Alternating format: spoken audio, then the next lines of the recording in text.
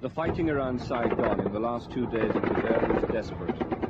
The fight for Newport Bridge, only 2 miles out of Saigon, was the bloodiest we've seen. Early Monday morning, a Viet Cong sapper unit, probably no more than 20 or 30 men and women, attacked and set fire to an American news aid installation, closing the bridge and Highway 1. Thousands of troops and refugees were trapped on the other side of them, unable to reach the safety of the capital. Again and again, this company of South Vietnamese troops worked their way down the far side of the bridge, and again they were mortared, taking many casualties, leaving many dead. The troops are now moving down on the other side of Newport Bridge. On the other side of Newport Bridge. There's AK fire coming in from the factory. But now they've crossed the hump of the bridge, it means they're advancing anyway. We still don't know how many there are down there. We thought about 12 earlier today. An armoured car's going up on the left.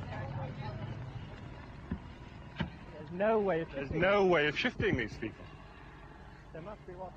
There must be 500 or 600 troops on this bridge. 500 or 600 troops on this bridge. A dozen or so, maybe fighting probably a dozen or so, maybe 20 at the most, communists, and yet there they are, they've been there all today.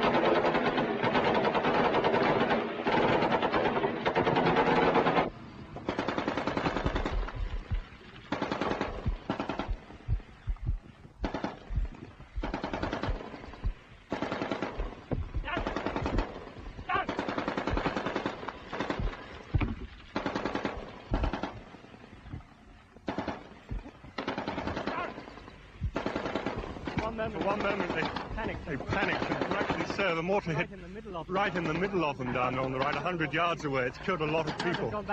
But now they've gone back to some of their positions. They've left one wounded in the road.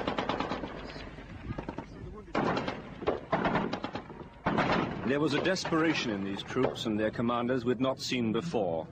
Despite the mortars hitting the bridge to the left, only 50 yards away, these men kept their places, pulling their dead and wounded out and returning. The wind turned and smoke from the burning installation began blowing back into their faces, confusing their movements and giving the Viet Cong ahead cover enough to move their position. Then through the smoke, we could just see a Viet Cong running left to right, just for a second or so, and then falling as he was hit by machine gun fire. Quickly, the very forward unit of South Vietnamese ran, throwing hand grenades 30 feet ahead of them.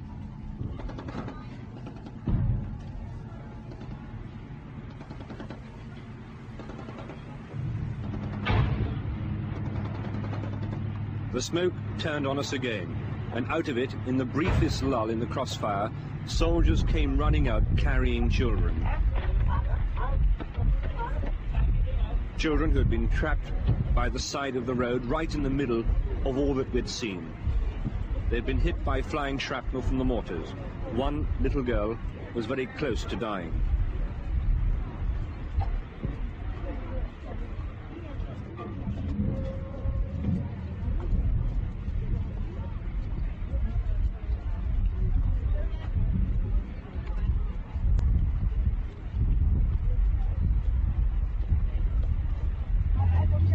And also out on a stretcher came a young woman, also badly wounded.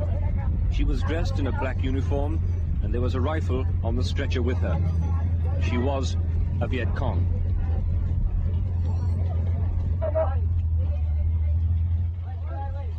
The firefight lasted another 2 hours, but because of our open position on the bridge, there was no way we ourselves could get out.